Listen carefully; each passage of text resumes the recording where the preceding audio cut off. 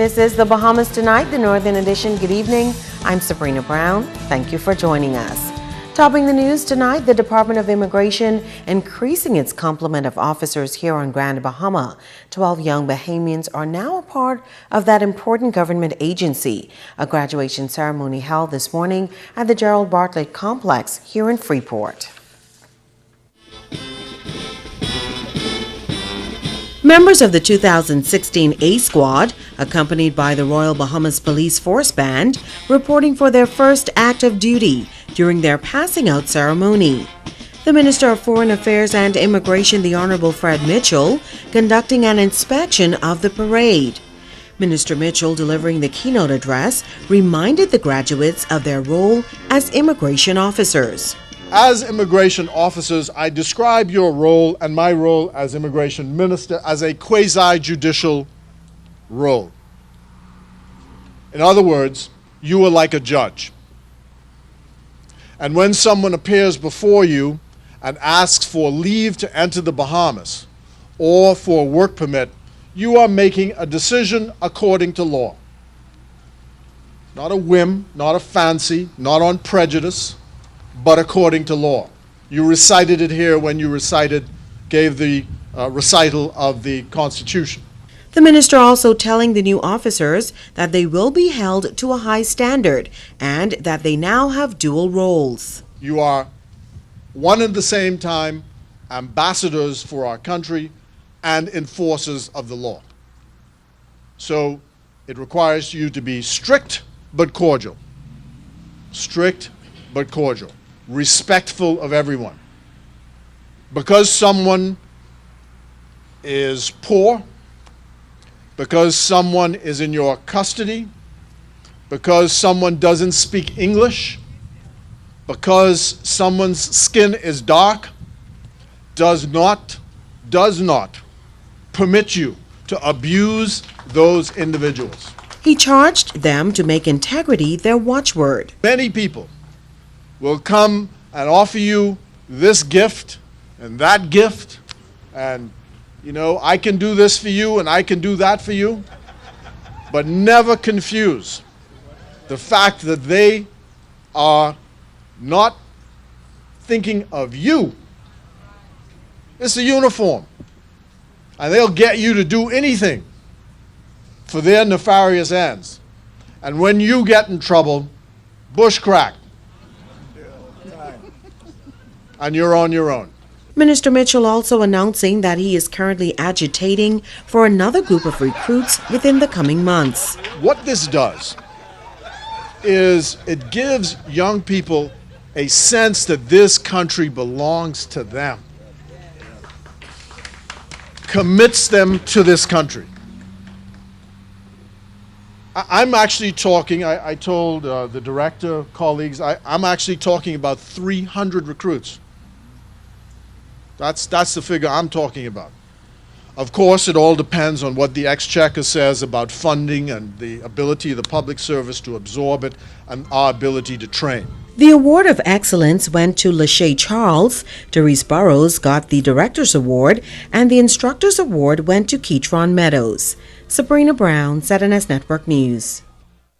The Minister for Grand Bahama, the Honorable Dr. Michael Darville, also at today's ceremony for the new immigration officers.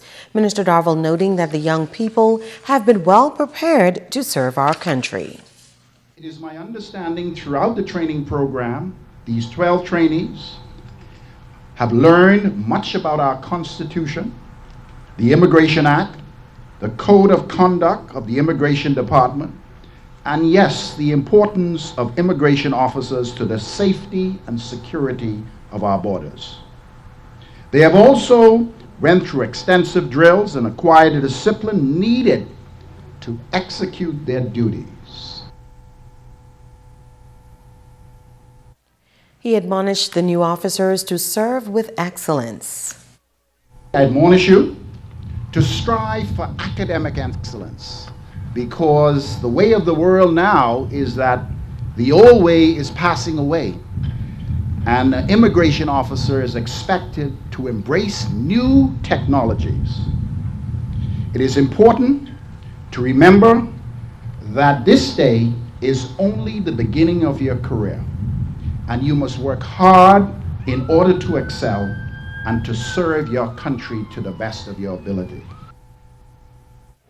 In the wake of the lone casino operator pulling out of Grand Bahama, local trade unionists are expressing concern about the state of workers on this northern island and, by extension, the Bahamas. Vice President of the Bahamas Managerial and Hotel Management Union, Kirk Russell, says it is time for the rights of Bahamian workers throughout the length and breadth of this country to be respected.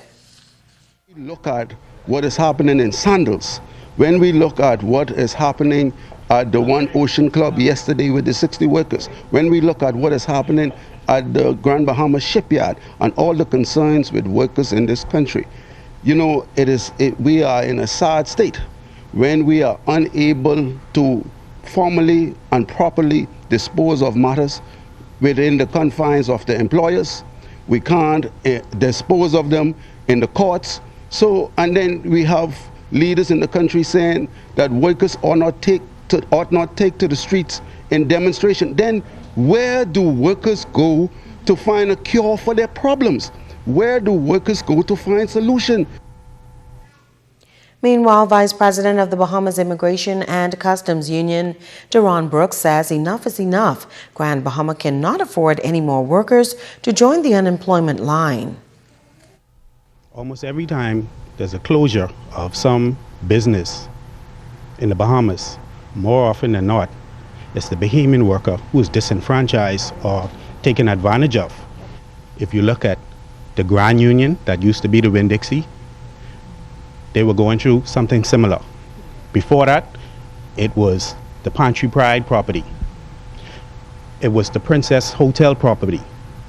There's always a grouping of Bahamians that are left holding the bag when the company decides that they need to leave the Bahamas and go elsewhere. Richard Munnings and Jermico Ferguson, also known as Jermico Farquharson, were sentenced to prison this week for the July 14, 2014 armed robbery of Bristol Cellars on Queens Highway. Munnings was sentenced to 18 years behind bars for one count of armed robbery. Ferguson, on the other hand, was sentenced to 22 years in prison. Both men have served just over 2 years on remand. The time already spent will be deducted from the sentence. An investigation is currently ongoing into the death of electrician Timmy Big Tim Williams. He was making repairs to a street light on Bahama Reef Boulevard last week when he was reportedly electrocuted. Williams was working with a private contractor, IRS, carrying out work for the power company. IRS has issued a statement on the incident, calling Williams a highly qualified and skilled electrical technician who proved competent in the execution of his duties. The statement continued that Williams' work ethics, preparedness, and enthusiasm to get the job done served as remarkable traits. Company officials say Williams embraced work with an unmatched commitment and was a top talented professional and a great person. IRS contractors say words prove inadequate to describe the tremendous contributions he made to the company and, by extension, clients over the past 8 months, and that his death marks an incredible and painful loss.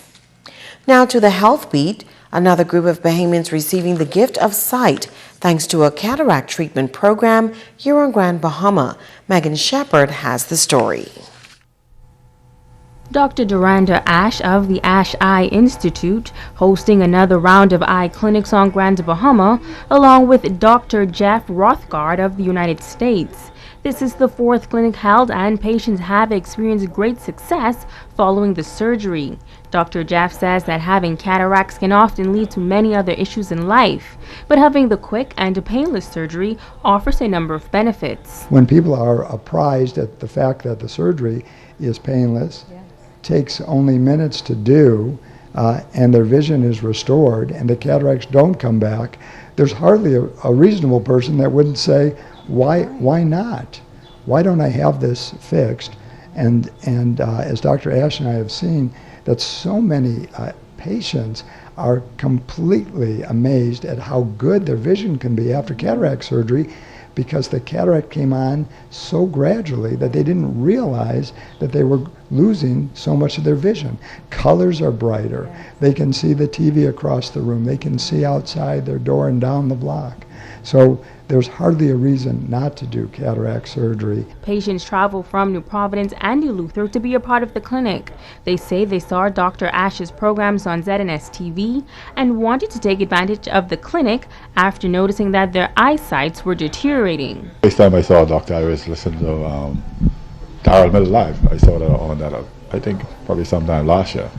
And then after I started out problems with my eyes, I started to watch Eye on Health. Usually come on like, I think it usually came on like 1 o'clock on Sundays, and I think sometimes they switch it to Friday now, so I keep on the updates. When you have problems with eyes, you don't want to listen to every show on eyes. Your eyes is one part of the body that when you lose that, it all gone. So I feel good receiving my sight again.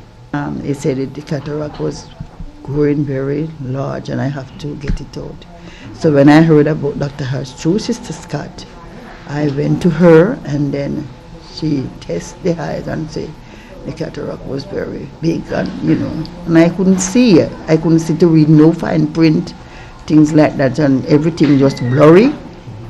Everywhere white or I couldn't see it, so I said let me try and get it out. Dr. Ash says that they began servicing just 6 persons and now they've grown to 50 patients. She says Bahamians can expect bigger and better things in the future. It's not only just established, it is growing.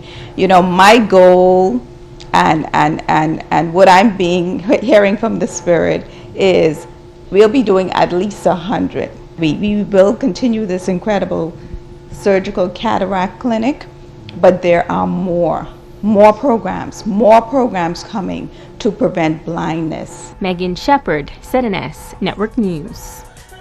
Stay with us. There's more news after this.